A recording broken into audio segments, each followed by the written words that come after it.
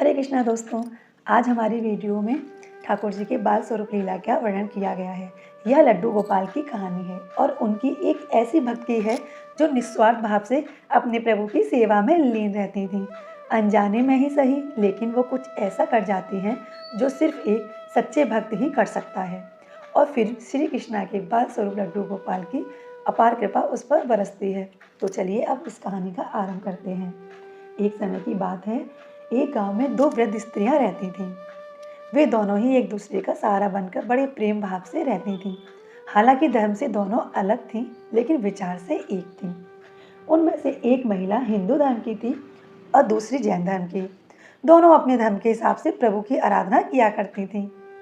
उनमें से हिंदू धर्म की महिला थी, उसने अपने घर के मंदिर में श्री कृष्ण के बाल स्वरूप लड्डू गोपाल को बड़े प्रेम भाव से विराजमान किया हुआ था और उन्हें प्रतिदिन एक बालक की भांति प्रातःकाल नहला धुलाकर सुंदर वस्त्र आभूषण आदि पहनाकर तैयार करती थी।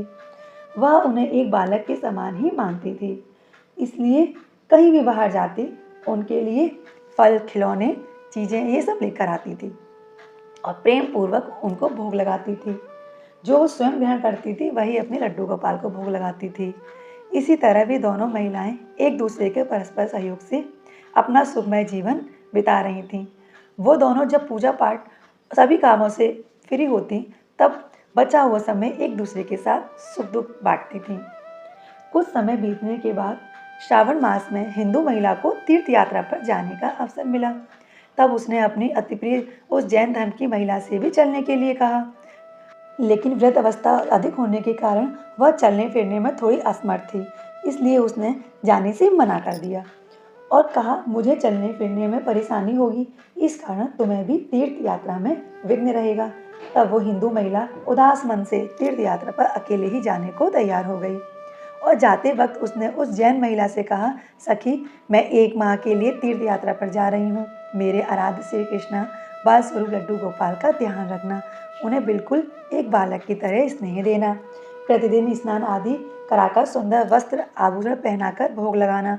उस जैन महिला ने सब बातें सुनी और बोली कि हाँ सखी, तुम चिंता मुक्त होकर तीर्थ यात्रा को जाओ, मैं तुम्हारे लड्डू गोपाल का भली भांति ध्यान रखूंगी। इतनी सब बातें बताकर वह महिला तीर्थ यात्रा को निकल गई और जैन महिला ने सारा कार्यभार अपने सानिध्य में ले लिया और बड़े उत्साह और उमंग के साथ सुबह उठकर खुद नित्य कर्म से निवृत्त होकर लड्डू गोपाल के स्नान की तैयारी में लग गई।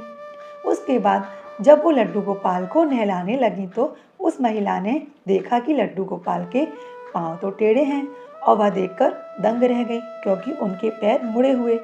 उसे लगा कि उसकी वजह से उनके पांव टेढ़े हो गए हैं। इसका मुख्य कारण ये था कि उस महिला ने जब भी लड्डू गोपाल को देखा तो वस्त्रों और आभूषण से सजे हुए दिखे। वह इस बात से अनजान थी कि लड्डू गोपाल के घुटने मुड़े हुए हैं, वह बाल रूप से बैठे हुए हैं, उनका बाल स्वरूप ऐसा ही है। वह बहुत परेशान हुई और सोचने लगी कि मैं अपने सखी से क्या कहूँगी। उसने इतने विश्वास के साथ मुझे जिम्मेदारी दी थी और मैंने लड्डू गोपाल की देखभाल सही से नहीं की। ये सब सोचकर वह चिंता में पड़ गई कि उसे याद आया कि उसकी सखी ने कहा था कि लड्डू गोपाल सिर्फ एक प्रतिमा नहीं बल्कि जीवित होते हैं। बस फिर क्या था, उसने निश्चय किया कि दिन प्रतिदिन उनके पैरों की मालिश करेगी और वह दिन में कई बार ऐसा ही करेगी। और जैसा कि श्री कृष्ण का स्वभाव है, वो हैं इतने सरल, इतने दयानिधि। उस वृद्ध महिला की इस नारायण भक्ति के वशीभूत होकर उन्होंने उस पर अपनी अपार कृपा लुटा दी और एक दिन वह महिला रोज की भांति प्रातःकाल उठकर लड्डू गोपाल के नहलाने का प्रबंध कर रही थी कि उनकी नज़र लड्डू गोपाल के पैरों पर पड़ी। उसने देखा कि लड्डू गोपाल के पैर ठीक हो गए हैं और यह सब देखकर वह वृद्ध महिला खुशी से फूल ही नहीं समाई और ये सारा वृतांत सुनाने के लिए अपनी सखी का बेसब्री से इंतजार करने लगी।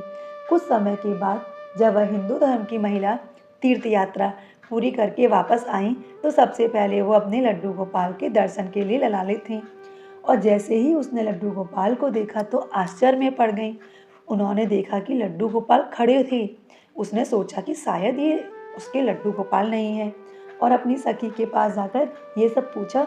तब उस जैन धर्म की महिला ने सारा वृतांत सुनाया। उसकी बातें सुनकर हिंदू महिला समझ गई कि ये सारा खेल उस मुरलीधर कृष्ण कन्हैया का है और दौड़ी दौड़ी लड्डू गोपाल के पास पहुंची और उनके चरणों में गिरकर बोली, हे मेरे कन्हैया, हे मुरलीधर, आपकी दया की कोई पराकाष्ठा नहीं है, आपकी लीला तो निराली होती है। और फिर उस जैन वृद्ध महिला से बोली कि हे सखी, तू धन्य है, तुझ पर श्री कृष्णा की ऐसी कृपा हुई है जो कोई कभी सोच भी नहीं सकता। तुझे नहीं पता कि हमारे लड्डू गोपाल के पाँव तो ऐसे ही थे, क्योंकि उनका ये बाल स्वरूप है, बैठी हुई मुद्रा है, लेकिन तेरी भक्ति ने उनके इस स्वरूप को बदल दिया, उनके पैर सीधे कर दिए। बाके बिहारी की तो लीला ही ये निराली है, वह अपने सच्चे और सरल भक्त के लिए कुछ भी कर सकते हैं। इसलिए प्रेम से बोलो राधे राधे।